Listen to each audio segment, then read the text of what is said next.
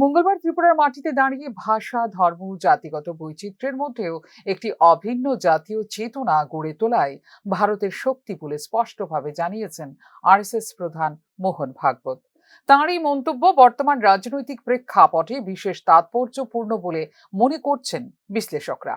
বিশেষ করে ভারতীয় জনতা পার্টি এবং তার মিত্র দলগুলিকে বহুত্ববাদী বিচারধারার মধ্যেও সমাজে ঐক্যের বার্তা দেবার প্রকারান্তরে এক প্রকার পরামর্শ দিয়েছেন মোহন ভাগবত। हमारी आंतरिक एकता की बात है। दुनिया की स्वार्थी ताकतें जानती है कि ऐसे समय में भारतवर्ष उठेगा तो हमारे सारे दुकान बंद हो जाएंगे। वो ये नहीं चाहते, इसलिए भारत की विविधता को भेद बताकर वो आपस में झगड़ा लगाने का काम कर रहे हैं सर्वत्र। वो जो उदाहरण देने की आवश्यकता नहीं, थोड़ा आंख खोलकर चारों ओर क्या चल रहा है वो आप देखेंगे तो ध्यान में आएगा। खान पान रीति रिवाज हमारे अलग अलग पहले से है, भाषाएं अलग अलग पहले से है, देवी देवता अलग पहले से है, लेकिन ये सब विविधता होने के बावजूद हम ये जानते हैं कि ये विविधता हमारी एकता का आविष्कार है, एकता का श्रृंगार है, हमारी एकता का उत्सव है। ये ज्ञान हम भूल जाए और आपस में लड़ाई करें ताकि हम अशक्त बन जाए और दुनिया की ऐसी आसुरी ताकतें अपना खेल खुला खेले। इसके प्रयास चल रहे, इसलिए हम लोगों को, पूरे समाज को इसका बोध देना पड़ेगा। ত্রিপুরার মতো জনজাতি অধ্যুষিত ও বহু সাংস্কৃতিক রাজ্যে এই বার্তার তাৎপর্য আরো গভীর।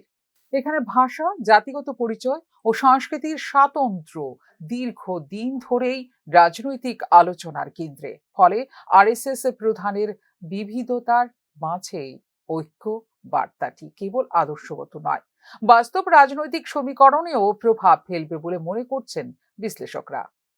पहले से थी, उसके बावजूद हम एक है, क्योंकि ये दिखने वाली बातें बदलती रहती है। पहले इतनी भाषाएं नहीं थी, आज इतनी हो गई और भी बढ़ेगी। हिंदी की 38 बोलियां थी, उसमें 3-4 आज स्वतंत्र भाषा बन गई। ये चलता है। जिनका जीवन 4-5 हजार साल से पीछे जाता नहीं, उनकी एक भाषा होना, उनका एक रिलीजन होना, ये समझ सकते हैं।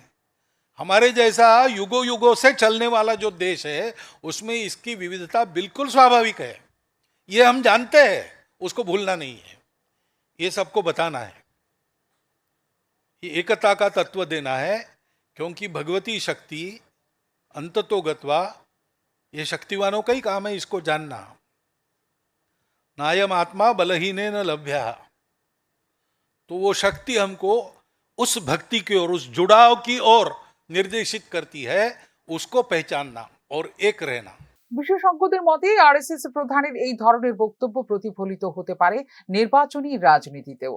জাতীয় ঐক্য ও পরিচয়ের প্রশ্ন ক্রমশ ভোটের ইস্যুতে পরিণত হচ্ছে, যেখানে নিজেদের অবস্থান স্পষ্ট করার চেষ্টা করছে বিভিন্ন রাজনৈতিক শক্তি।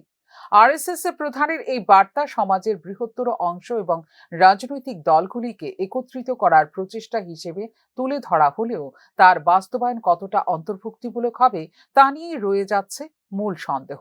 তবে ত্রিপুরার সাম্প্রতিক রাজনৈতিক প্রেক্ষাপটে মোহন ভাগবতের ত্রিপুরা সফরে উচ্চারিত বিবিধতার মাঝে ঐক্য বার্তা একদিকে জাতীয় সংহতির আদর্শকে সামনে আনছে, অন্যদিকে তা যোগ করছে রাজনৈতিক সহাবস্থানের ইঙ্গিত। ভবিষ্যতেও এই ধরনের রাজ্যের বহুত্ববাদী বাস্তবতার সঙ্গে কতটা সামঞ্জস্য রেখে এগোতে পারে সেদিকে নজর থাকবে রাজনৈতিক মহলের। ফিউরো রিপোর্ট, নিউজ নাও।